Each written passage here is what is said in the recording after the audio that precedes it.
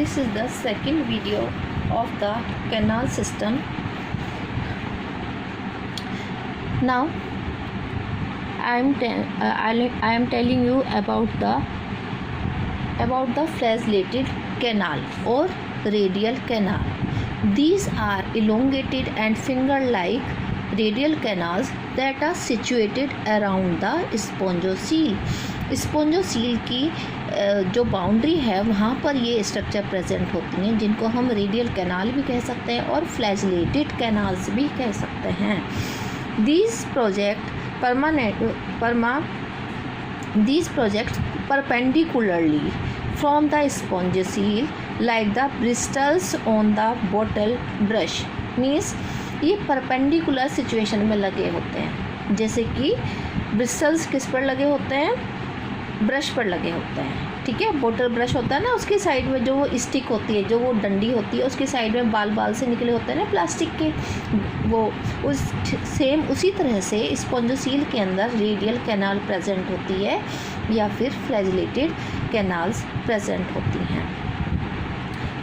Each of these is rather polygonal या फिर octagonal in cross section. Means यदि हम क्रॉस सेक्शन कट करते हैं तो ये हमें ऑक्टागोनल शेप में दिखाई देती हैं या फिर पॉलीगोनल शेप में दिखाई देती हैं. The outer end of each radial canal terminates blindly. Means outer portion जो होता है इनका पूरी तरह से बंद होता है just below a polygonal elevation of the outer body surface. Means outer body surface के बिल्कुल आउटर बॉडी सरफेस के बिल्कुल नीचे की तरफ. The outer blind end of radial canal fuse with the surface ectoderm. Means जो आउटर पोर्शन होता है वो किसके साथ अटैच रहता है? एक्टोडर्म के साथ में अटैच रहता है. Where mesogloea also becomes specially well developed to form a dermal cortex. जबकि क्योंकि मैंने बताया था आपको, जब जनरल करैक्टर्स बताए थे, इसमें मेसोडर्म की लेयर नहीं होती, इसमें एक्टोडर्म होती है, एंडोडर्म होती है, और उन दोनों के बीच का जो पोर्शन होता है वहाँ पर मेसोगिलियल सेल्स प्रेजेंट होती हैं. तो यहाँ पर जो मेसोगिलियल सेल्स हैं वो इसका क्या बना रही है? कॉर्टेक्स रीजन बनाती हैं. But the inner of each communicates with the excurrent canal. Means बाहर वाला जो पोर्शन है, आउटर सरफेस जो है फ्लैजेलेटेड कैनाल का, वो एक्टोडर्म से अटैच है, जबकि इनर साइड जो है वो एक्स करंट कैनाल से अटैच है बाय एन अपर्चर कॉल्ड एपोपाइल. किस अपर्चर से ये ओपन हो रहा है? अंदर की तरफ एपोपाइल से. मीन्स एपोपाइल इसका फर्स्ट अपर्चर है कैनाल सिस्टम का ओपन होने के लिए अंदर की side. The radial canal are lined with flagellated collar cells और कोएनोसाइट्स. मीन्स रेडियल कैनाल किसकी बनी होती है? ये फ्लैजेलेटेड कोलर सेल्स की बनी हुई होती हैं, जिसको हम कह सकते हैं कोएनोसाइट्स. कोएनोसाइट्स पर शॉर्ट नोट भी आता है.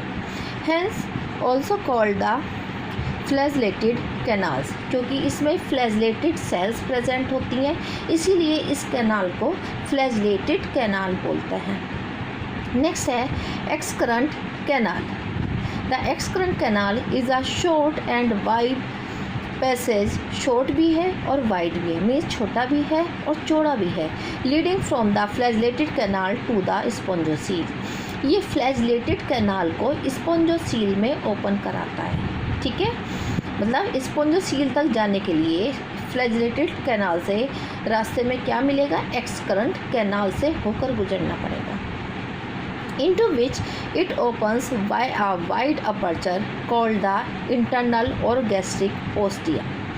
और ये वहाँ पर जाकर किस में खुलता है? इंटरनल अपर्चर या फिर गैस्ट्रिक ओस्टियम में खुलता है.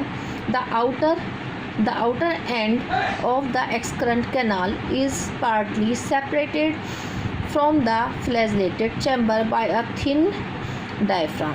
मीन्स ये फ्लैजेलेटेड चैम्बर से अलग रहती है, एक सेपरेशन वहाँ पर प्रेजेंट होता है, एक थिन डायफ्राम प्रेजेंट होता है. मीन्स एक झिल्ली टाइप की स्ट्रक्चर या फिर मेम्ब्रेन टाइप की स्ट्रक्चर वहाँ पर प्रेजेंट होती है. The diaphragm is perforated centrally by the large round aperture called the apopyle. और उस डायफ्राम में क्या होते हैं, छोटे छोटे अपर्चर्स होते हैं। अपर्चर्स में छेद, होल्स, छोटे छोटे छेद प्रेजेंट होते हैं जिनको हम एपोपाइल कहते हैं। इन एपोपाइल की वजह से ही जो एक्सक्रंट कैनाल है